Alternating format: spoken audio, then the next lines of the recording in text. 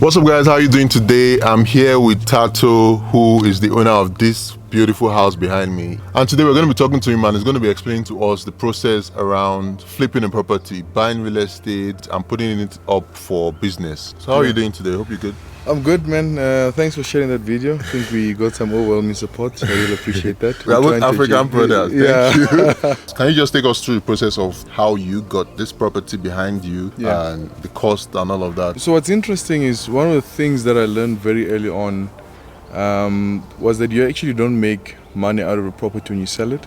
Okay. You actually make money out of a property when you buy it for a bargain, that is.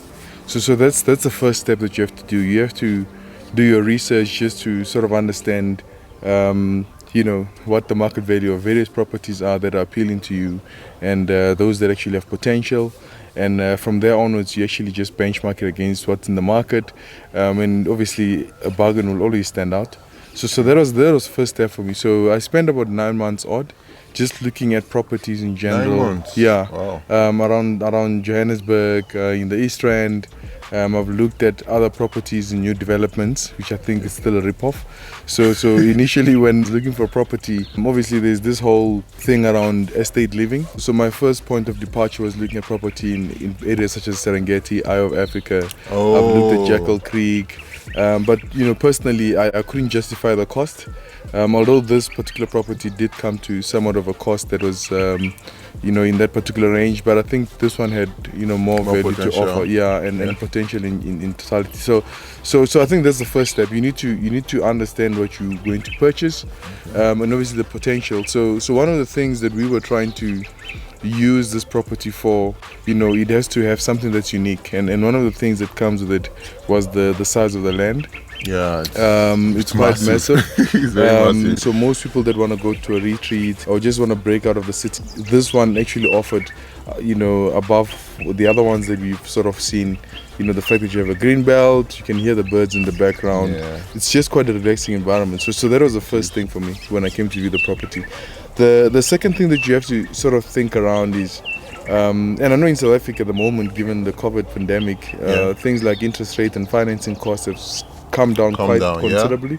You just need to sort of understand what happens in the event that I try and flip this property and put it on the market, either for rental or for an MBA or business of some sort, and I don't actually get customers. So you need to you need to be able to service it in the short term, while you look at other avenues in terms of how you can get it to start generating revenue. I was quite fortunate, I must say. It's a finance property through the bank, but the potential that it came with, for me it was clear that I'm actually going to make money from the word go. I've been in Johannesburg for a little over 15 years. And so I studied an undergrad degree in metallurgical engineering at Wits University. Decided I just need to sort of get to understand what business is all about. Sure. So I then enrolled in university on a full-time basis to do my MBA. That was about 5 years ago. So you always had interest of business generally? Even when I was practicing as an engineer at a metallurgical company called Glencore, I've always been of the opinion that engineers eventually move up the ladder and become managers. And I think over and above that, it's important that you understand that you're running someone's business. Over my career, I've done a lot of modeling, which sort of helped me run some models to understand if the financials make sense. So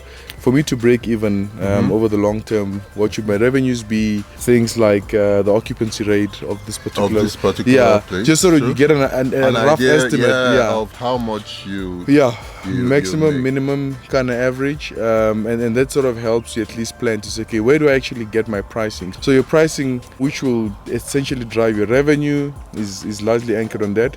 And then for your overall cash flows, which is really the biggest portion of the sustainability of your business or the viability of your business, it's important to thoroughly understand the costs that are going to be incurred in running this property, the costs that are going to be incurred in maintaining the property. Every 5 years odd, I'll have to repaint the property inside out. Every 5 years I might have to replace certain major components. There's pumps, I have a borehole and so forth that we're using on the property. I have 2 people that I currently employ on the property. One is doing the maintenance of the gardens and so forth. The other is doing the cleaning and so forth as we sort of change over for our guests. I know I did a video yesterday and I said $300,000. For this property, what's the breakdown? How much did you get it for? How much did you use to renovate it and stuff like that? Yeah, cool. So this property was initially listed for 4.5 million in 2018.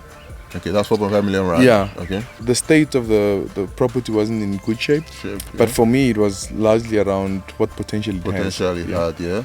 And then I went back, spoke to the agent and said, listen, fantastic property, I like it. We negotiated these things around June last year, which is around winter. Yeah. So the property was not portraying its full potential. I only realized later when the transaction was concluded, when we got to December, that this thing is actually a beast. I then offered them 3.4 million. With a very, very tight deadline in terms of when the offer actually expires. I gave them I think sort of created urgency. Yeah, so just so I put them under pressure. Business strategy. Yeah, so I gave them the offer. The property was listed for about a week or two. Okay. I think they were a bit desperate at that point in time. Went in, they were asking for 3.9 starting bids. I forced my bid at 3.4 in any case. Gave them 72 hours. And told them, listen, if this thing expires, trust me, I won't come back and give you another offer. It was transferred into my name around November, and I'll share some of the pictures with you in terms of what it looked like. So I had to literally, in flipping it, we had to literally redo the whole walls inside. It was very, very rough kind of walls, so I had to skim them off and convert them to like very fine walls. We had to repaint the outside, we had to do the whole flooring, I had to do all the bathrooms, we had to change all the skirting.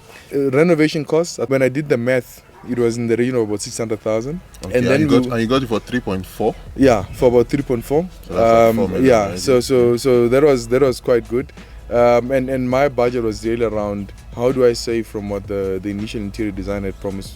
Or perhaps offered. Yeah, that's because you designed it. Designed it basically yourself. Yeah. And believe you me, so most of the property that we bought, particularly the furniture, in the house that we bought, I bought from Choreographed. They had a massive sale called Bargain Box earlier this year, and we managed to get most of the furniture at 70% off. So we literally paid 30% of the price. When I added all of those up, it went to about, I think, 400,000 in terms of the total furniture that we've managed to put in the house. Like 4.5. Yeah, exactly. That's where the 300,000 came from, with an exchange rate of 15 rands per dollar. How much did you pay outrightly and how much did you finance? What percentage of the money did you pay? Yeah, so the bank had granted me 100% bond cover on the thing. Well, in South Africa you do get that. You get that? I have been with them for quite some time. So luckily on the property that I had bought a while back, I decided to sell. Yeah. I made some margin on it. Okay. So that allowed me to take some of it, put it as a down payment on this one. Okay. So I put a 10% deposit, which is like standard in South Africa. It makes you feel like you've contributed. I think for South Africans, you can put out 10% and pay the rest over 20 years, 30 years, yeah. And I heard if you're a foreigner, I think it's 50% you have to put down. Oh, I didn't know what that. I heard. Yeah. Like, how much do you make on this property now that you list it out on Airbnb? So we launched around March this year. So on average, we make about 50 to 70,000 rands. So that probably works out to around $3,500 to about $4,000 a month. The biggest issue was really around the lockdown, the restriction on the lockdown. So most of the guys that we have now are not necessarily here for leisure. And I think as things open up and as we move down in terms of the levels, it will allow a lot of people sort of to access the property. And obviously, the whole idea behind demand and supply and the influence they have on pricing, it might mean that the pricing might change in the future. But yeah, I think at the moment we are able to sustain the property and preserve the jobs that it creates. Currently, it creates about employment for 2 people, the cleaner and the guy that does the garden. Interesting. And I think for me, that's the biggest priority. We're seeing this now, a lot of young people out there who probably want to start a business or who want to go into real estate, and they're looking for how to go about it. And when they hear stories like this, they're always like, okay, maybe he's from a rich family, so maybe his parents just gave him like millions and built it. Yeah. Are you from a well-to-do family?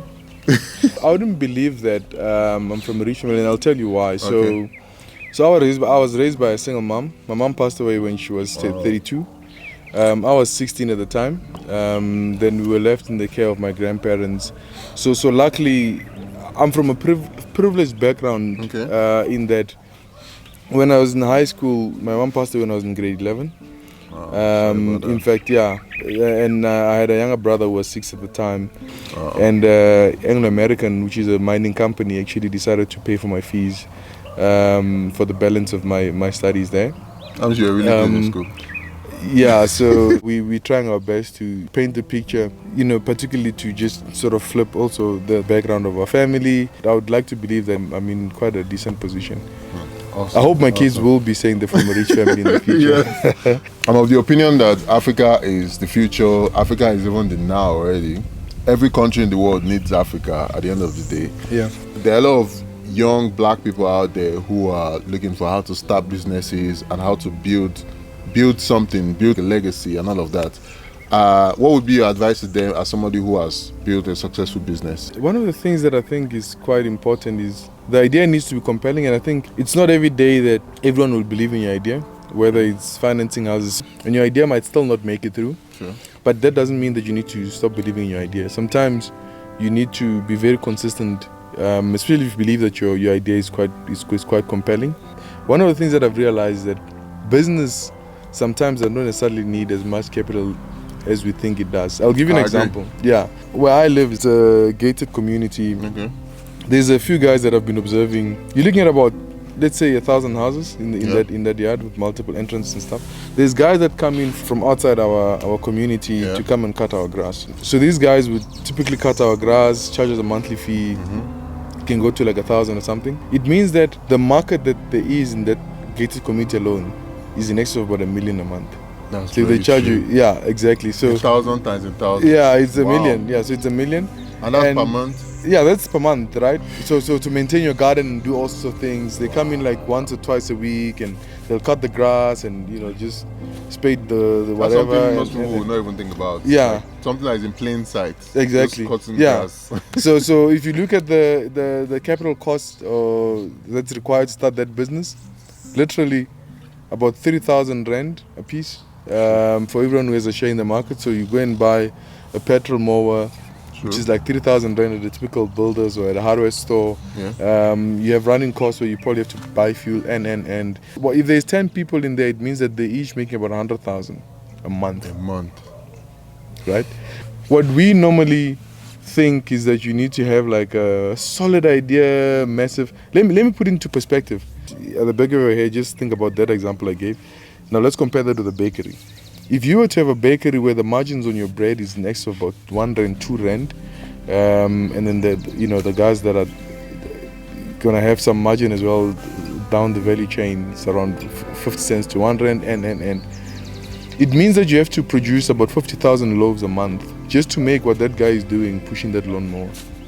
After having bought equipment, after having spent money, so much after money, having to employ, I don't know how many people to actually work there. After having to, so sometimes as you start out, you need to think around what is the most simplistic business idea I can actually start that requires minimal capital, and you can actually build from that, right? And scale it up. Exactly, and scale it up. People need to understand that not every business actually requires a massive capital. True. And I can make like plenty of examples. Yeah. If you had to start a car wash, all you need is a Hoover and probably like a spray or whatever. You should have $100 a piece. If you are able to wash about 15 cars a day, you make 1,500 rand.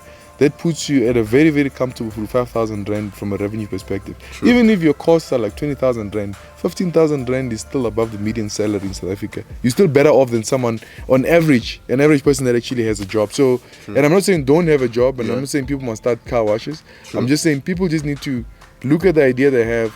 And what that helps you with is opportunities for scalability and because I can have one car wash giving me, even if it's giving me a net profit of 5,000 rand, but if I can actually manage to open 10, 15, 20, 30, 50 of those on a consistent basis over time, I'll actually be in a position where I actually have 100 car washes giving me 5,000 rand each, and that works out to 500,000 rand. And I think that's the notion of a business. Expansion and growth is quite key. I always say there's opportunity in chaos. I'm seeing a lot of opportunities that's going to emanate from this whole pandemic conversation, particularly just to make sure that you also just turn the tide around unemployment and so forth.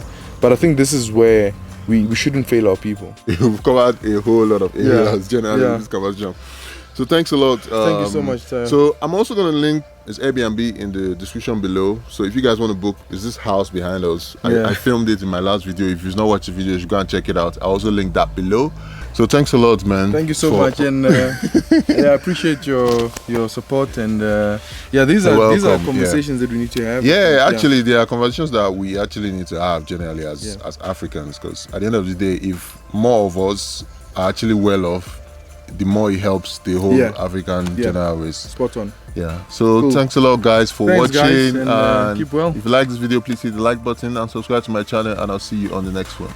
Peace. Cheers. Out.